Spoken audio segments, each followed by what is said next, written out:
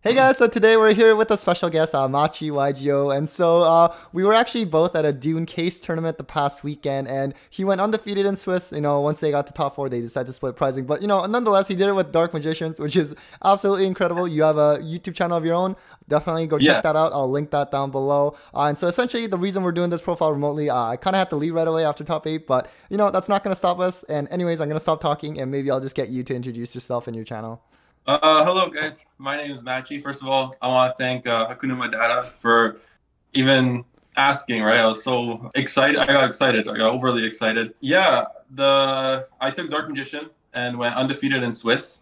So I'm actually doing a little challenge for myself. It's kind of how far I can take this really, really bad deck. Right, DM Dark Magician is not very good in the slightest. The archetype is very flawed and outdated, but it's my favorite monster of all time. And what I wanted to do is I'm taking it to YCS Vancouver, and I'm gonna really push myself to see how high I can take it. Obviously, the goal is the top, but is that likely? I don't know. Time is gonna have to tell for that. Awesome. Well, let's just get right to the deck profile then. Yeah. So for the deck profile, Dark Magician isn't a really good archetype. So what we have to do is we kind of have to maximize the cards that are the best in the archetype. We play the one Dark Magician, the one Dark Magician girl. Reason being is normally you'd play two DMs traditionally just to have constant access to it. However, this deck is it plays very similar to Branded in a way. We do play the Branded cards in it.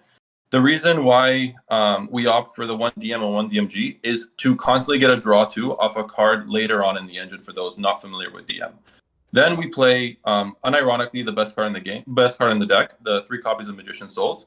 If this card is good enough to be played in other archetypes, it's a 3 of in DM, has to be.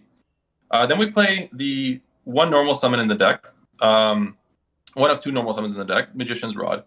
This card isn't that great theoretically. It just searches a Dark Magician spell and trap card. And although we do play limited DM spells and traps, it's still a must-have because it's used as materials and it helps trigger your other DM cards. Now for the primary searcher is pretty much Illusion of Chaos. This card gets you access to any Dark Magician card, and it constantly has, and having access to Dark Magician by himself kind of allows you to facilitate all your fusion plays, right? Going into this tournament, it was known that Dragoon was going to be a very strong card. I think Dragoon's gonna be a very strong card in the format going forward, and that's why having access to Dark Magician as a constant fusion material for Dragoons, I think is a must. So Illusion of Chaos pretty much gets you any one of these cards along with the Tamias, the United Dragon. This card is pretty much a polymerization on legs. That's pretty much all it is. Next, we play for the limited Dark Magician spells and traps. We play the two Soul Servants and the one Secrets of Dark Magic. So what Soul Servant does is essentially, for those of you who don't know, Soul Servant gives you access to any one of these cards by stacking on top of your deck. However, what it also does is the reason why we play the one Dark Magician and the one Dark Magician girl rather than the two copies of Dark Magician. Because for every copy of DM and DMG in the graveyard, you can banish this card to draw an additional two cards. And a deck like this, where it does discard a lot, and the discards don't necessarily provide value like they would in Branded, for example, where you discard your Tragedy and it gets you a card, and decks like that. So you definitely need cards that not only replenish resources, but also give you pluses. And I think that's why Soul Servant is in this list. And the reason why it's at 2 is because I had to make some cuts for cards that I was planning on prepping for this specific event. Secrets of Dark Magic is a quick play poly. It's also a ritual spell. However, the ritual spell never comes up. You're almost never summoning Illusion of Chaos. And a lot of DM players would typically wonder why I'm not playing Eternal Soul and Dark Magical Circle and those cards like that. The reason being is that it's incredibly outdated. Those cards, they require so much setup for a single interaction, which is just the banish. And I just don't think that's good enough right now. So for anyone who's interested in playing in the deck, I think the DM engine is this. And what the point of this is to constantly get Dark Magician in and out of your graveyard to be used as material, essentially. And the reason why, that's it for the DM stuff. The reason why it's so strong in this specific list and why you want it in the graveyard is because we are playing the Branded package. We're playing the two Fallen of Albazes. with the 2 copies of Blazing Cartesias, and then the 3 copies of Branded Fusion. Now, like I was saying, you want to see DM in the graveyard and in your hand and in your banish. And that's why playing 1 is okay, is because essentially Branded Fusion allows you to like recycle it with Lubellion and other fusion materials. So although you're only playing 1 DM, it kind of bounces from everywhere on the board.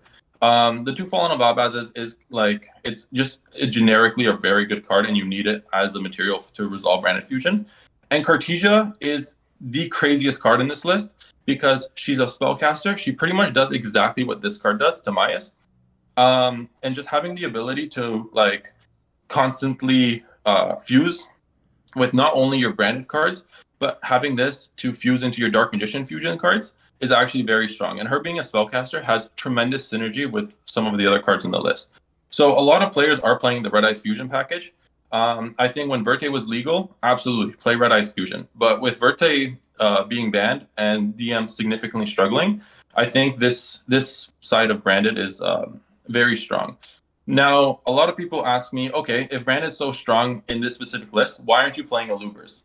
Now, this one is kind of, my response to that is kind of prideful and selfish and kind of dumb in some ways.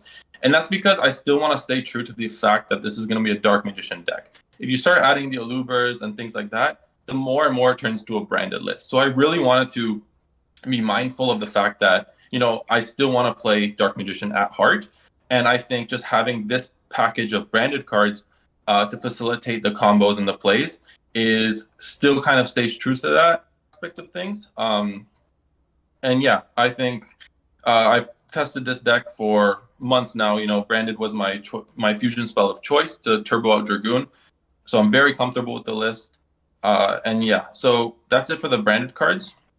Now this is kind of the engine, not so engine cards. We play the 3 copies of Fusion Deployment.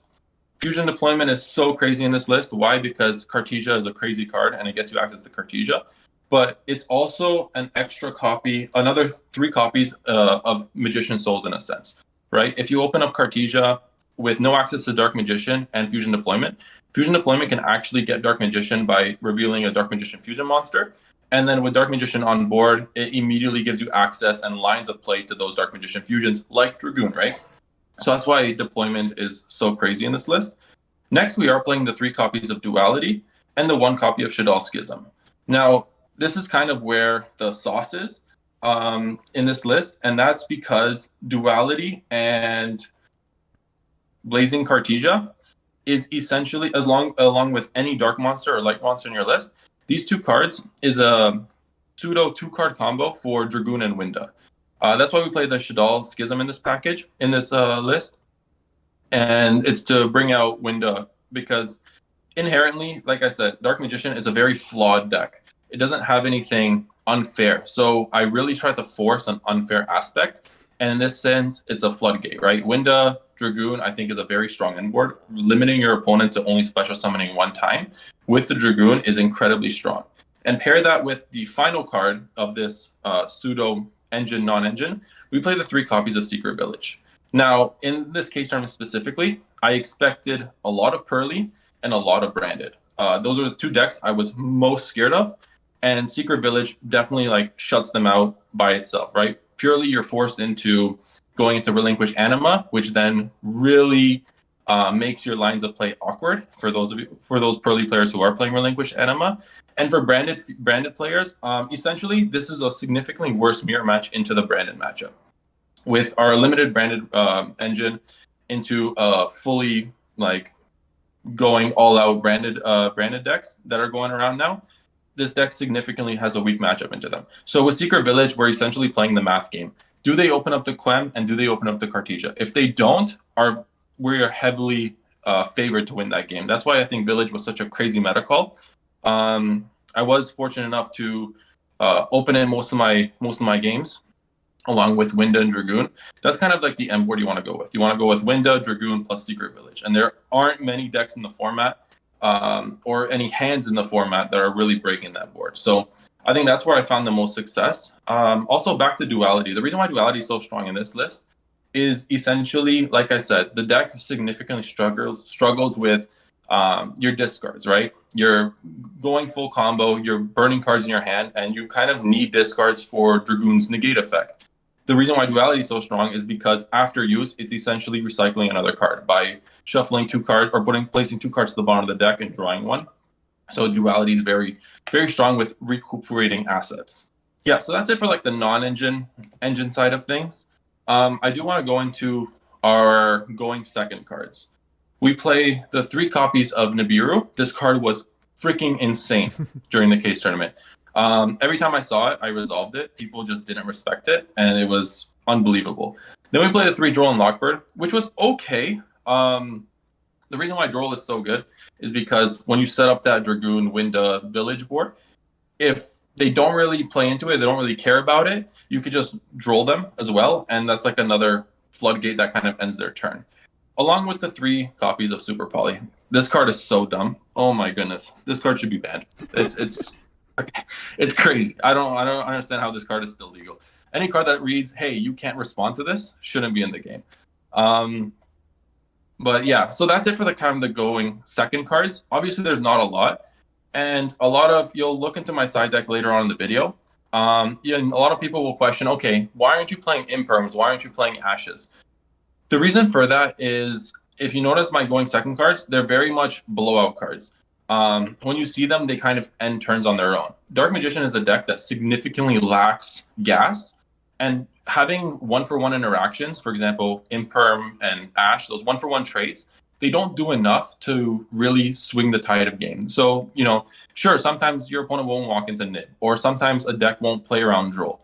And in those matchups, you're not really favored to win. However, when these do resolve, immediately the deck becomes the game state favors the deck, where it's very slow, it's very top deck heavy, and that's why these cards are just really, really strong. So that's it for the main. It's a solid 40 cards. It was adjusted specifically for that case tournament and what I thought I was going to expect. Obviously, I was lucky enough to dodge Cash. That's another really difficult matchup. Any deck that can play D-Shifter is a very difficult match. But yeah, the deck performed exceptionally well. Now we'll go for the extra deck. We played the 2 copies of Dragoon. I want to bump this card up to 3. There were so many times where I could have made a 3rd. However, I think that 2 is enough to the sense where if you're ever having to go into a 3rd, it's either a win more game state, or that doesn't really occur as much. Then we play the 1 copy of the Dark Magicians. Pretty much this is like a hand fixer by allowing you to draw a card every time you activate a spell card.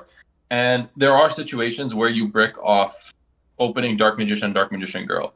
So having access to this to kind of fuse them away to plus off it is really strong. So I think although this card isn't fantastic, it does need to be in the extra deck. Then we play our branded cards. We play the 2 Albions, the 1 Lubellion, the 1 Sanctifier, the 1 Mirajade. These cards are, to facilitate that branded engine. Sanctifier was unbelievable also. Just being able to revive your Dragoon, or being able to revive your Dark Magician if you have Cartesia on board, or Fallen of Albaz and things like that. So Sanctifier was really, really crazy. If you're watching Hakuna Matata's YouTube channel, you guys are very familiar with branded. So there's not too much explaining needed to go there. Then we play the 1 Grang and Yol. I'm definitely going to bump this card up to 2. It was so crazy. Along with the 1 Apkalon and the 2 copies of Shaddoll Winda. Winda is crazy. The really interesting interaction is that with Shaddoll Schism, let me just find it real quickly. With Shaddoll Schism, if they have a way to out the Winda, it's cool because Shaddoll Schism is like a face-up continuous trap card. So what's caught people off guard was, okay, you out my Winda, cool, I'll just make another one. So that's why there's a reasoning for playing 2, is to kind of floodgate and oppress your opponent. And then we play the 2 Super Poly targets, the 1 Grang and the 1 Mud Dragon of the Swamp. Not much explaining needed there. And then we play the 1 Lulu Willith to essentially summon off Grang. Although it didn't really come up during the case tournament, but when you're going into the Winda line of play with Grang, there's no other avenue to get to Winda. So with Grang being live through the window lock, it still allows you to special summon once, and that's kind of where your Lulu comes in as the one special summon and another additional form of interruption. So that's kind of strong. That's it for the 15 cards in the extra deck. What I am thinking is potentially, as long as Super Poly is legal, we cut the Lulu for an extra Super Poly target or an extra copy of Grang. I'm not sure where I'm going to take this going down the line, but that's the thought process of it right now. So that's it for the extra deck. For the side deck, outside of Cartesia, the MVP of the day was Kurikara. Just this card's busted. It's so good. Just being able to, burn. Like there was a situation during the case tournament where it was, top deck mode. I was playing Pearly, and my opponent had Noir, and I had Branded Fusion in hand. Off the rip, we top deck the Kurikara. He triggers Noir or activates Noir in standby phase or draw phase, whatever it was, whatever lets him draw. It's like, okay, cool. Kurikara, tribute, activate Branded Fusion. You win the game, right? So Kurikara was amazing. Cosmic Cyclone, I was scared of Anti-Spell, so that's why Cosmic Cyclone is there. I was also scared of like Labyrinth in a way, although Cosmic Cyclone really doesn't hurt Labyrinth as much. But we do play other cards that go into that matchup, even though I didn't see Labyrinth. Then we played the 3 copies of Triple Tactics Thrust. Shout out Mate for lending me these. I'm still waiting for mine in the mail. Then we played the targets, the 1 Herald, the 1 Talents, and the 1 Feather Duster. Like I said, I was also kind of scared of Lab, but I didn't see Lab all day. I don't think there was a single Lab player, to be honest with you. Talents was generically crazy, and Herald was Pearly as well. I was prepping for that Pearly matchup. I expected to see a lot of it. Obviously, it was the right call. I saw it twice, once in Top Cut. So Herald was fantastic with Thrust. And then we played the 3 copies of Solemn Judgment, mainly because I had space in the side, and because we main cards like Nib, going first, you're obviously not going to try to nib yourself. So I kind of wanted to have that extra protection. In addition, where situations where you have Dragoon and Winda on board, which is kind of the end board you want to go for. If you don't open Secret Village, Dark Ruler No More is a very scary card. So you kind of need cards like Solemn Judgment to stop those kind of cards, right? Stop those blowout board breakers. And yeah, that's it for the side deck. Overall, the deck performed exceptionally well. There isn't much I would change going forward. And what I do want to experiment with is maybe upping the number of Cartesias, or maybe thinking about maining Kurikara over Droll. However, I think Droll is just generically a little too good right now in the format. But yeah, for the time being, I don't think the list is going to change. Obviously, over time, you never know, right? With the format, maybe there's an upcoming ban list. But yeah, that's it for the profile. I want to thank everyone for watching. Thank you, Hukunuma Data, for letting me do this profile. Amazing. Well, thank you again so much for the deck profile. Really, really appreciate it. And again, definitely go check out his channel. I'm going to link that down all below. Really, really worth checking it out. Any last shout outs from your end? Yeah, I want to shout out my friends at Locals, Rashab especially for really pushing me and prepping me for this tournament, Mate for letting me lend some of his cards, and Kevin, Manjot, CeeLo, Nick, Joyce, you guys, our little testing circle. Without you guys, I definitely wouldn't have been able to come close to this result. Awesome. Thank you. Take care, everyone.